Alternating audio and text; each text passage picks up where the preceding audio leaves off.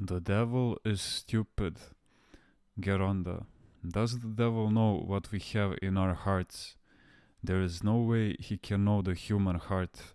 Only God has knowledge of our hearts, and sometimes he reveals what is in our hearts to those who belong to him, for our own good.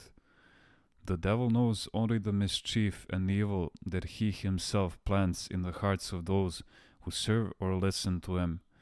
He does not know our good thoughts. Sometimes he figures it out from experience, but even then he usually misses the point. He can only succeed if God permits. Otherwise, he is in the dark and constantly off target, visibility zero. For instance, he has no way of knowing when a good thought crosses my mind. But if I have a bad thought, he is aware of it right away, because he planted it there himself. If, for example, I want to do something good to save someone, the devil does not know my intention. When, however, he puts the thought in my mind, go and save that person, and with it he also plants pride in my heart, then he knows what I am thinking. The very moment we accept the pride he plants in our heart, then we have given into temptation. We have given the evil one the right to control us. These things are very subtle. Do you remember what happened to Abba Makarios?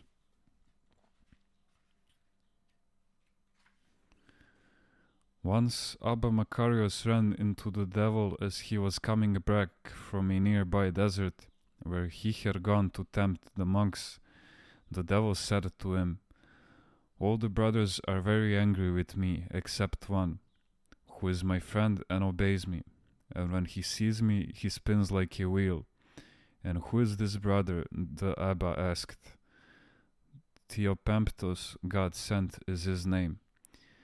The devil answered. So the blessed man went to the desert and found the monk.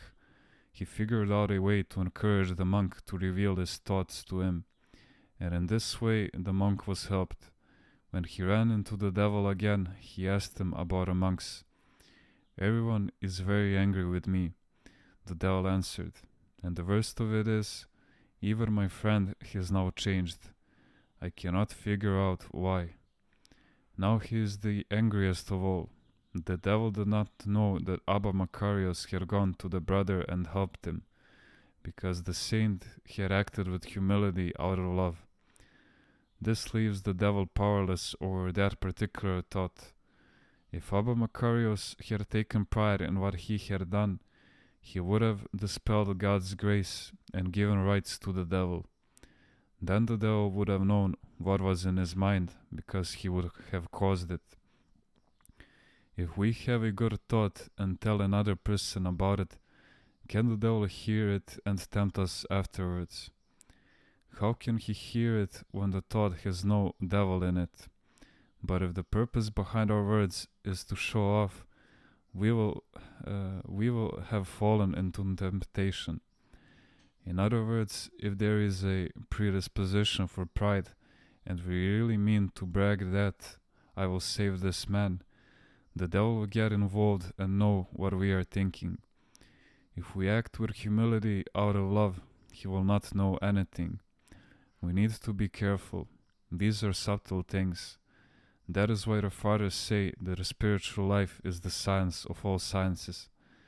How come then, Geronda, a fortune teller can tell 3 women that the one will get married, the other will suffer a misfortune, and the third will remain unmarried, and things actually turn out that way? The evil one is experienced, just like an engineer can determine fairly well when a house will collapse by merely looking at it. So too, the devil looks at how we live our lives and has the experience to tell where we are going to end up. The devil is not intelligent. He is actually very foolish. He is all tangled up and cannot be unraveled. Some of the things he does are smart and some are stupid, but his schemes are really crude. God has mercifully seen to that so that we can recognize him, unless of course we are so blinded by pride that we cannot realize who he is. When we are humble, we can recognize the devil's traps, because humility enlightens us and brings us into kinship with God. Humility disables the devil.